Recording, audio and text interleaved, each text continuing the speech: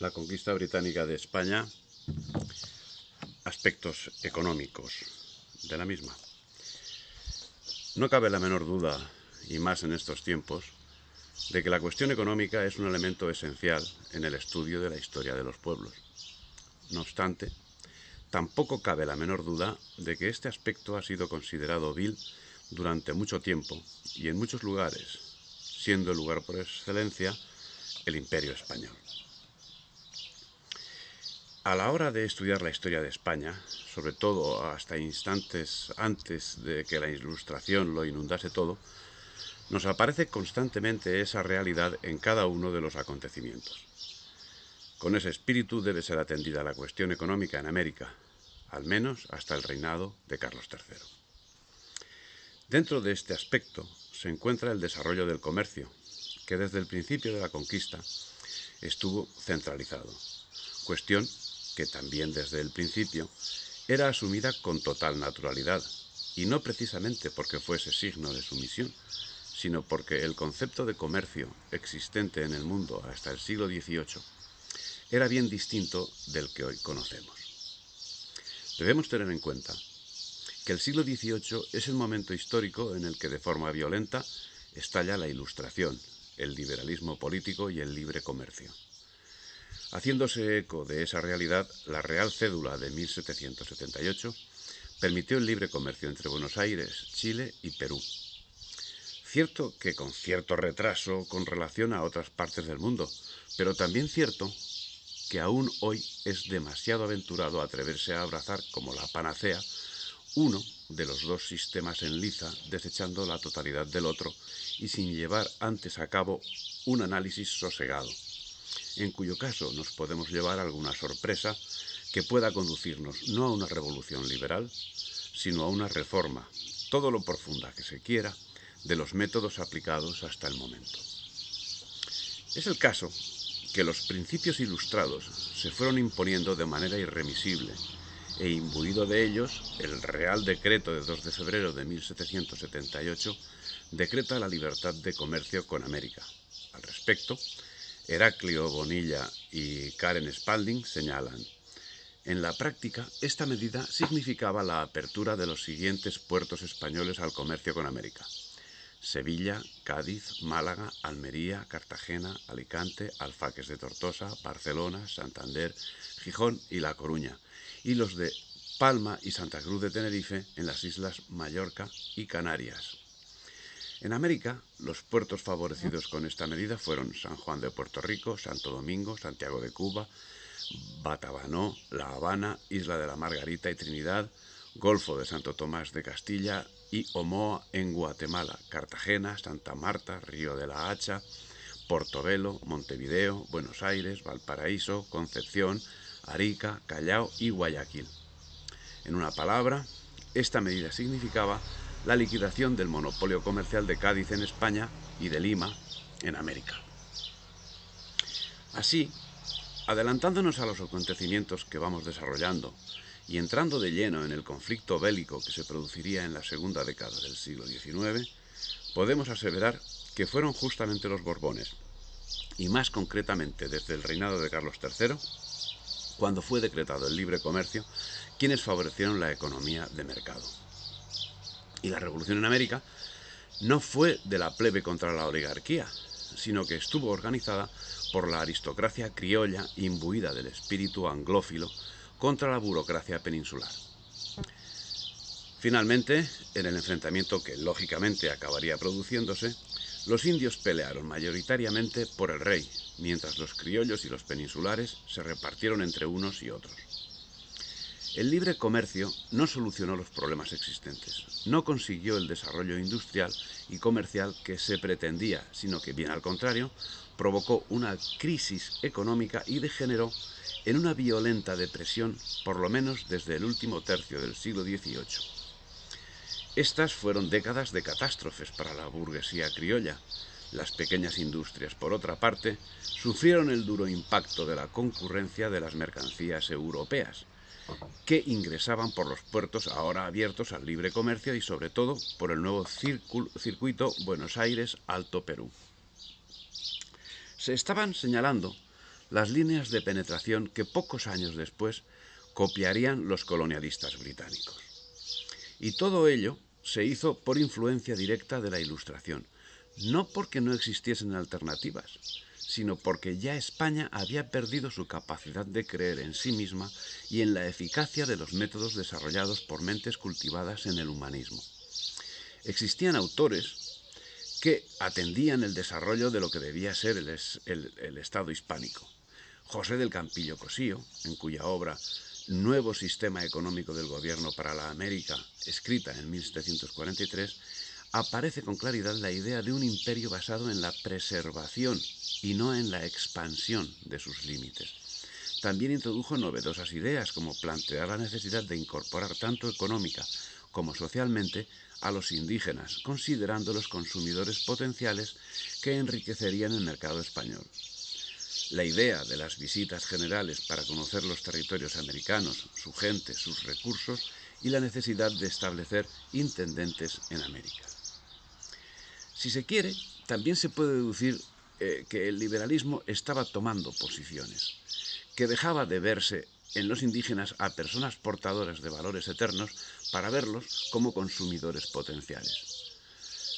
Pero también se deduce la voluntad de preservar los valores con el desarrollo controlado de la economía.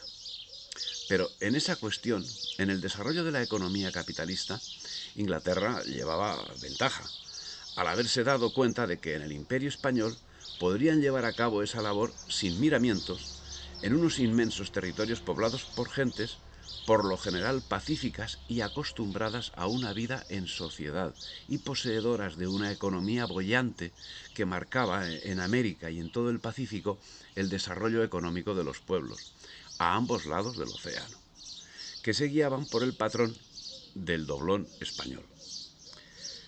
La apertura de mercados, llevada a cabo por la Ilustración, se manifestaba como completamente necesaria para adaptarse a los nuevos tiempos de la economía, en gran parte marcada por la revolución industrial de la que Gran Bretaña era inequívoca cabeza. España no podía quedarse rezagada.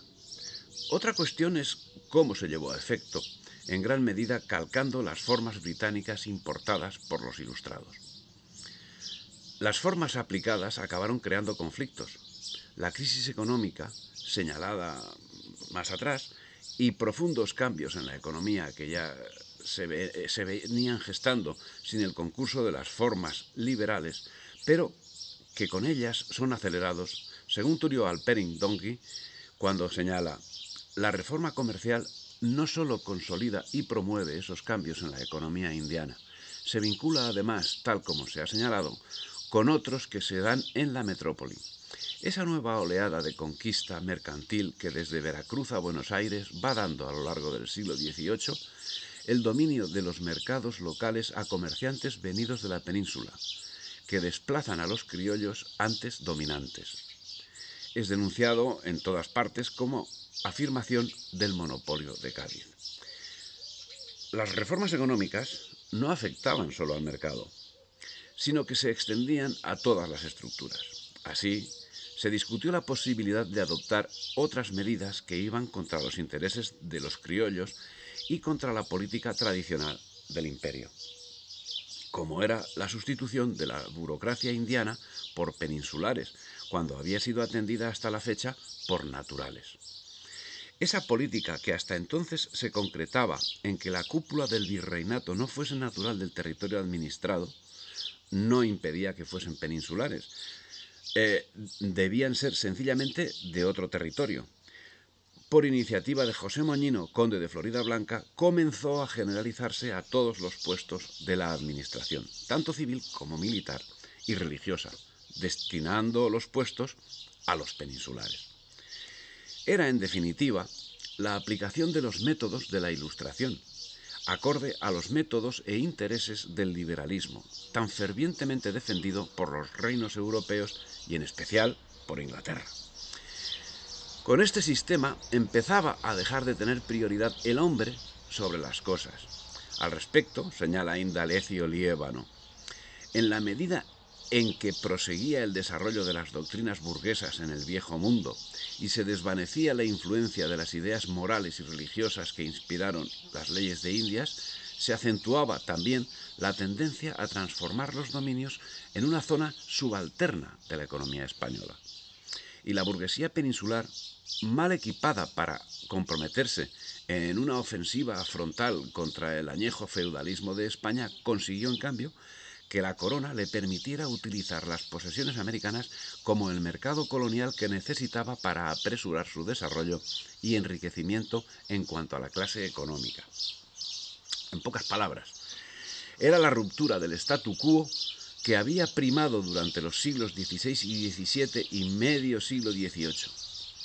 La Ilustración y sus representantes en España, si no desmontaban jurídicamente la estructura del Estado, que reconocía la condición de reinos a los territorios españoles, de hecho y de palabra, sí lo hacían. Así, en los tratados internacionales llegaba a hablarse de colonias al referirse a los reinos americanos. Pero la política antiespañola y de carácter colonial aplicada sobre América por el despotismo ilustrado comenzó a hacer aguas cuando el monopolio del comercio, unido a la decadencia de la industria manufacturera nacional, acabó reportando un deficiente abastecimiento de los mercados, lo que ocasionó una invasión de productos extranjeros. Una invasión de textiles, en su mayoría ingleses y alemanes, de Silesia, superó todas las proporciones conocidas hasta entonces. Ya en 1782 exigió el gobernador de Quito que se suprimiera la importación de un 75% y se doblaran sus impuestos para salvar de la ruina la producción autóctona de paños. El poderoso núcleo de comerciantes importadores del Nuevo Reino inició su ataque frontal contra la organización gremial de la artesanía y la pequeña manufactura, utilizando los argumentos allegados contra los gremios medievales por los ideólogos de la burguesía europea. Pero no fue solo la decadencia o la floja evolución de la industria peninsular.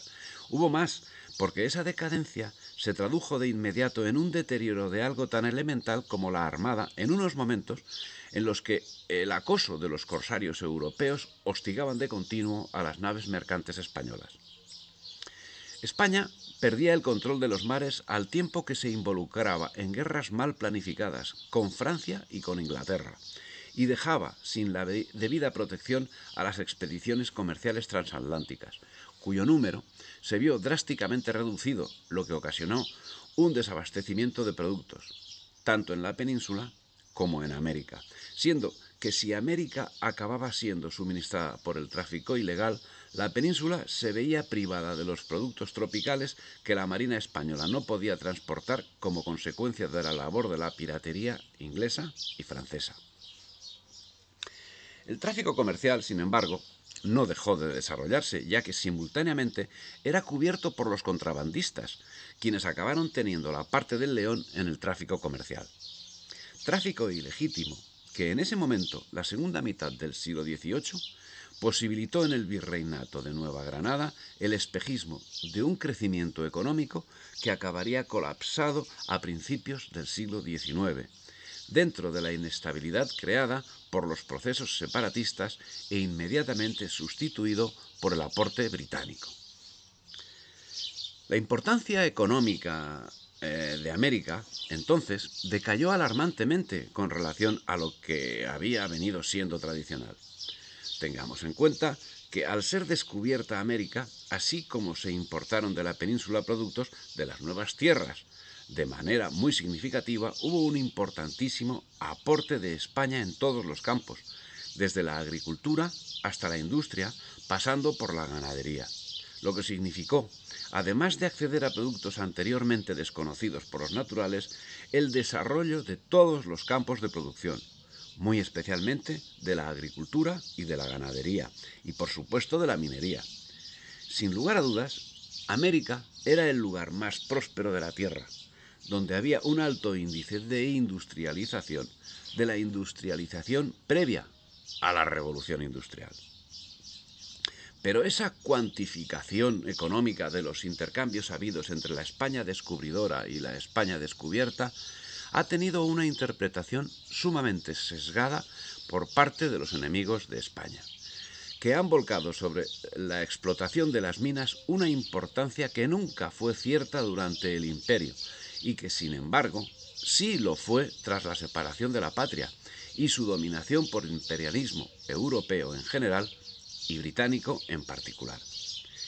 Así, Oleari, el asesor británico de Bolívar, proclama los argumentos que la leyenda negra contra España difundía en esos momentos y dice: como España no estimaba sus posesiones en el Nuevo Mundo, sino en proporción al número y calidad de sus minas, y no hallando en Venezuela esas fuentes de riqueza, miró su fértil suelo con indiferencia. De aquí el lento progreso que hicieron estas provincias y sus tempranas relaciones con los extranjeros, que por medio del contrabando y a despecho de reglamentos coercitivos suplían sus necesidades. ¿En base a qué dice semejante cosa Oleari, cuando, según cálculos últimamente realizados desde el descubrimiento hasta la separación, España no llegó a extraer 200.000 kilos de oro, siendo que en 2015 solo Perú produjo 173.000 kilos al año? De aquel total se calcula que solamente el 20% era llevado a la península. ¿Dónde quedaba el resto? En los virreinatos, que lo dedicaban, entre otras cosas, a la creación de infraestructuras de todo tipo. Por ejemplo, de 25 universidades que animaron la vida cultural de las actuales repúblicas Dominicana, Perú, México, Bolivia, Colombia, Ecuador, Argentina, Chile, Guatemala, Cuba y Venezuela. Como bien señala Luis Corse Otálora, en efecto, si bien es cierto que en comienzo se dio un fuerte flujo de oro y plata hacia la península ibérica, este, en sus 4/5 partes, estaba constituido por el pago de semillas, ganado, herramientas y mercancías indispensables a la puesta en valor del desarrollo económico en sus diferentes zonas, en un detallado cuadro que va de 1515 a 1600. Alberto Pardo muestra cómo la balanza comercial durante este periodo desde España fue de 67.637 toneladas de exportación contra 43.728 toneladas de importaciones. El impacto de las nuevas tecnologías transmitidas a través de ella fue verdaderamente espectacular, pues si un hombre con sus solas fuerzas necesita 40 días para preparar una hectárea, este tiempo se reduce a un día cuando lo hace con un arado y 2 caballos. Hasta el temprano 1570, de la metrópoli se habían despachado 20.000 rejas para arados. El tiempo de corte de un árbol con hacha de acero descendía de 2 meses a 2 días, por lo cual los indígenas se batían a muerte por su adquisición, y una herradura de acero valía más que su peso en oro. Ciertamente, y del mismo modo que en su momento España surtió de oro, plata, otros metales y otros recursos al Imperio Romano, también América surtió de los mismos elementos al Imperio Español, incluido el campo administrativo. Pero en lo relativo al oro, ni fue suministrado todo el tiempo, ni en todos los lugares. Ya que no en todos los lugares tenían recursos auríferos o argentíferos, y sin embargo sí fueron suministrados de los productos que necesitaban, ya agrícolas, ya industriales, ya culturales. Ciertamente, no eran las minas las principales generadoras de recursos. Debemos considerar que la maquinaria utilizada en aquellos momentos para extraer el mineral no podía ser ni con mucho tan efectiva como lo es hoy, utilizada por quienes a costa de los virreinatos pasaron a explotar los recursos nacionales a partir de 1822. Cierto es que existieron impuestos extraordinarios, derivados principalmente en la época borbónica por necesidades de la defensa, pero esos impuestos extraordinarios representarían, al fin, una pequeña parte de lo aportado. Como consecuencia de la quiebra económica en que se encontraba España a caballo de los siglos XVIII y XIX, el gobierno acostumbraba a pagar con vales que debían ser hechos efectivos en México, de donde con mucha frecuencia eran devueltos sin ser atendidos. Con las condiciones con las condiciones señaladas, podemos afirmar que el mito de que España expolió de metales preciosos a América no es sino un capítulo más de la historia negra europea contra España, escudo utilizado para distraer el expolio que de toda la hispanidad iniciaron a principios de un aciago siglo XIX y continúan efectuando hoy a buen ritmo. El asunto que sí marcó un antes y un después en el devenir de los conflictos fue el Real Decreto de 2 de febrero de 1778, donde además de abrir el comercio a más puertos del imperio, se daba un sesgo que nunca antes tuvieron las relaciones comerciales entre la España de ambos lados del Atlántico. A saber, al estilo británico y liberal se priorizaba el mercantilismo. De hecho, desde el descubrimiento y hasta el siglo XVIII, el comercio había estado bajo un estricto control real, pero a partir de 1765 se amplió al ser habilitados al comercio transatlántico 7 puertos de España: Málaga, Cartagena, Alicante, Barcelona, Coruña, Gijón y Santander. Y en 1778 se abrieron 4 más: Almería, Alfaques de Tortosa, Palma de Mallorca y Santa Cruz de Tenerife. Pero esto no colmaba las ambiciones de la oligarquía criolla, ya que en las circunstancias geopolíticas del momento, los comerciantes americanos se consideraban en inferioridad de condiciones respecto a los comerciantes peninsulares, al no poder acceder directamente al comercio extranjero, sin caer en la cuenta de que, de haberlo hecho, los resultados hubiesen resultado más contrarios, como lamentablemente la historia ha demostrado. Ellos serían los que primero se acercarían a los piratas ingleses, holandeses y franceses con el objetivo de obtener un mayor beneficio económico, sin importarles, como más adelante demostrarían, ofrecer a aquellos no solo lo que negaban a la patria, sino prácticamente todo lo que tenían a su alcance, fuese suyo o ajeno. La aristocracia económica americana, así, fue el germen del separatismo. Pero además existieron otros acontecimientos que afectaron al pueblo. La reforma fiscal ilustrada, ávida de ingresos, cosía a impuestos al pueblo español, también al pueblo español americano, lo que motivó los levantamientos de los comuneros como consecuencia de la Real Orden de 17 de agosto de 1780, de cuya ejecución era responsable el regente visitador general Juan Bautista Gutiérrez de Piñeres, y que implicaba el aumento de los impuestos. En 2 reales cada libra de tabaco y 2 a la azumbre, medida de líquidos de aguardiente. Esta subida de impuestos significaría el inicio de la protesta de socorro y el subsiguiente conflicto de los comuneros.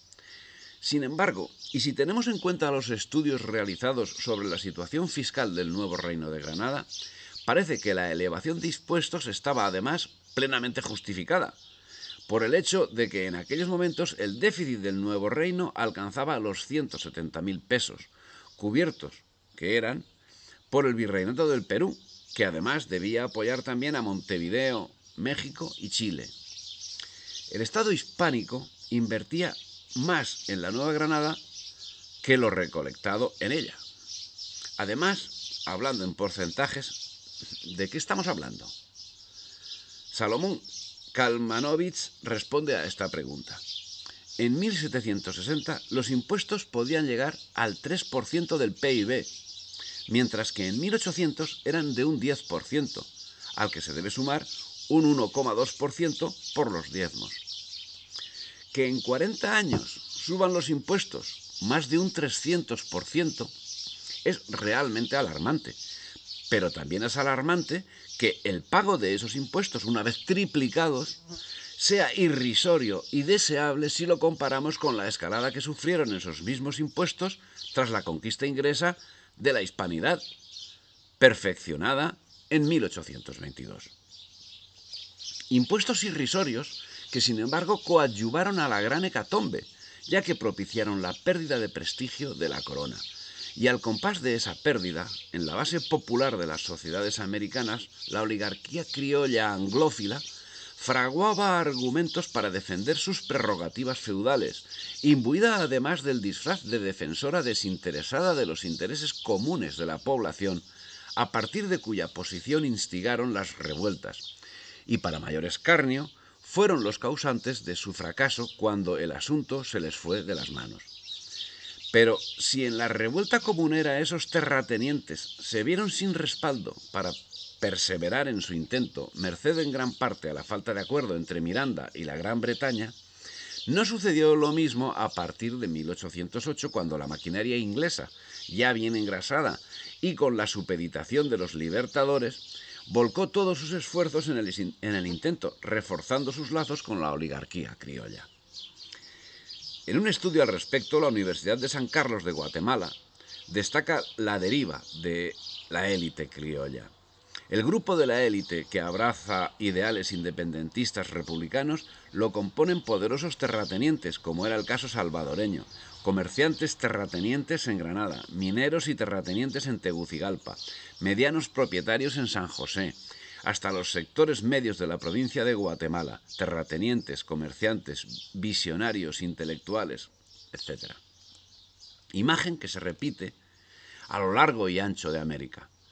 La ocasión se presentaba óptima para el intento, ya que en ese momento se libraba en Europa una guerra en la que los principales contendientes eran Francia e Inglaterra. Peleaban por definir cuál de los dos países se convertiría en la principal potencia industrial que controlara al resto del mundo. Y la disputa se concretaba en la obtención de territorios donde poder colocar sus productos industriales. Ningún territorio mejor que la Hispanidad. No había ningún otro preparado aparte de Europa, que como poco desde la Guerra de Sucesión estaba allanando el terreno para el fácil acceso de quienes hasta entonces habían sido frenados en sus ansias depredadoras, precisamente por la Hispanidad, y anhelaban una horrorosa venganza que ya se estaba desarrollando y no tardaría en plasmar sus peores consecuencias. Estaban llegando unos momentos que hoy podemos considerar lógicos por la propia evolución del conocimiento, la revolución industrial. Pero desde otros puntos de vista, lo que podía haber sido y no fue, es que en vez de tratarse de una revolución hubiese sido una evolución. Filosóficamente era lo que más cuadraba con el espíritu hispánico, pero no fue así. Ciertamente los descubrimientos técnicos de envergadura se produjeron dentro del mundo europeo. Ello no significaba que la hispanidad estuviese dormida. Ahí tenemos los avances en cuestiones astronómicas llevados a cabo en México en 1769 o la instauración del Real Colegio de Minería, un centro dedicado al estudio de las ciencias. Lo que es irrefutable es que, de acuerdo con lo señalado por Luis Bértola y José Antonio Ocampo, la revolución industrial marcaría un antes y un después. Desde el punto de vista económico-tecnológico, la gran novedad de la segunda mitad del siglo XVIII fue la revolución industrial en Inglaterra, que poco a poco se expandiría a otros países europeos. La revolución industrial no fue un hecho, sino que sería una transformación radical de la forma de funcionamiento de la economía capitalista, de allí en adelante.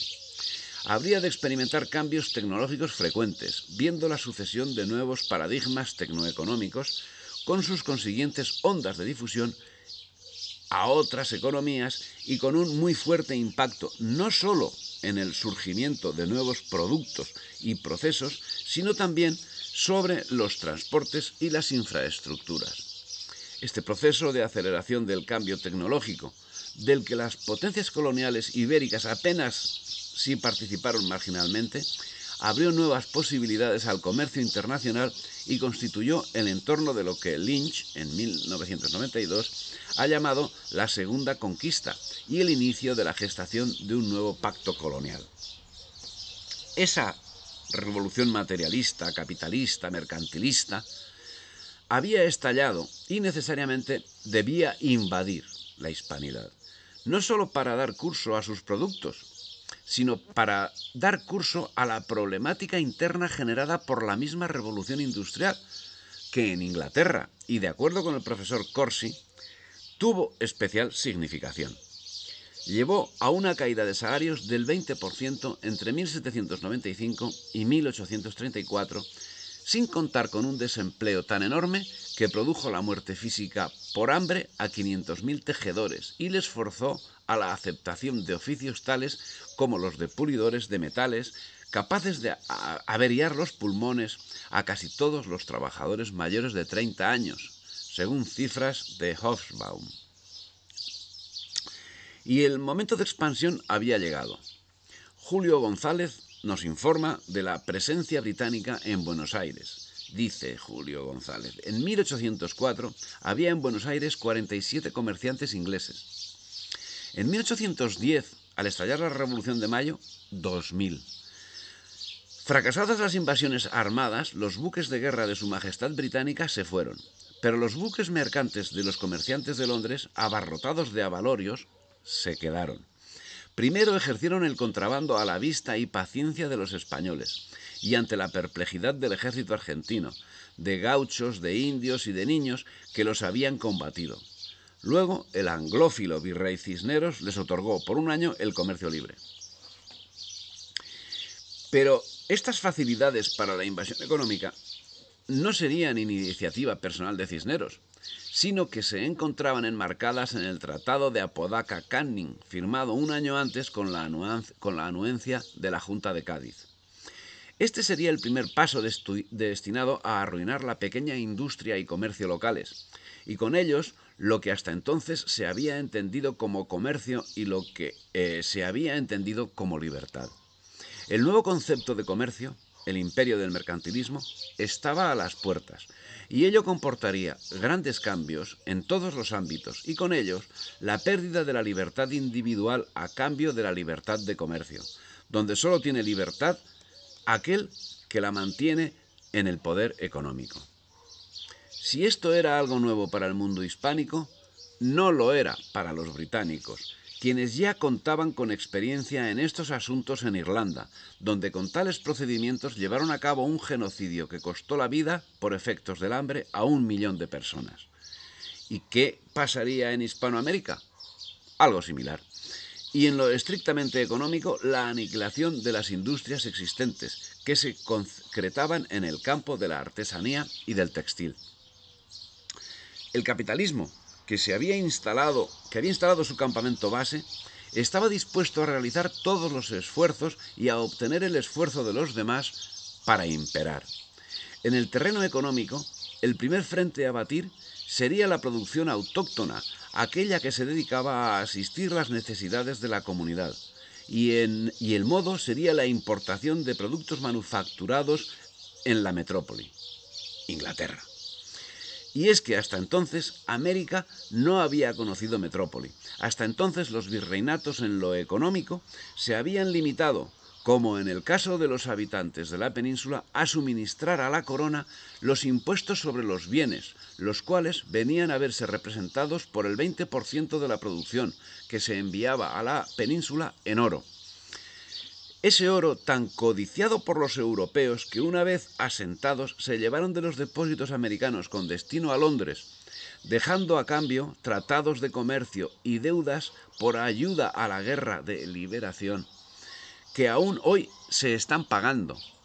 Finalmente, los beneficios económicos que se habían producido durante los siglos XVI, XVII y la primera mitad del siglo XVIII se paralizaron primero y se destruyeron después, merced en gran parte a las reformas borbónicas, sobre todo por la apertura del libre comercio, y luego gracias a la posterior secesión y a la sumisión a los intereses británicos por parte de los próceres. El colombiano Indalecio Liévano Aguirre señala esa triste realidad y remarca que la quiebra del sistema no fue resultado de la casualidad, sino de la voluntad, de donde podemos inferir que es el resultado de una intención que sin duda podemos calificar de criminal. En la América española, la quiebra provocada deliberadamente de la pequeña manufactura y de la artesanía solo serviría para aumentar su dependencia colonial de los mercados mundiales.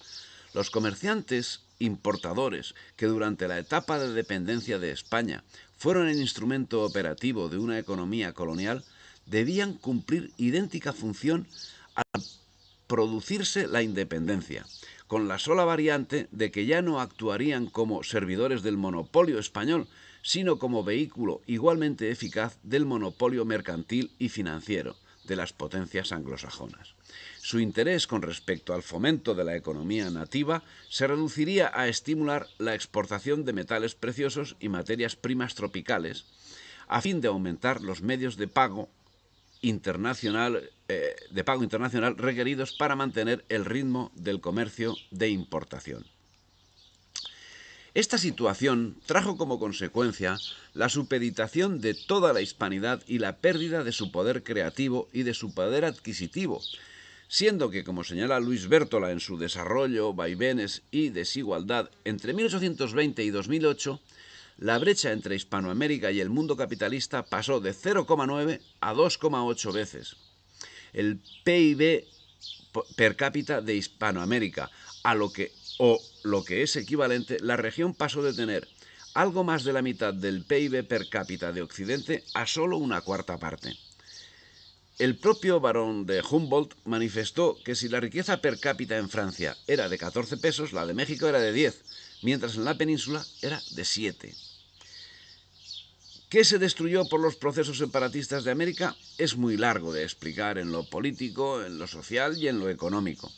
Hoy ningún país surgido tras la gran asonada del siglo XIX tiene significación alguna en ningún campo.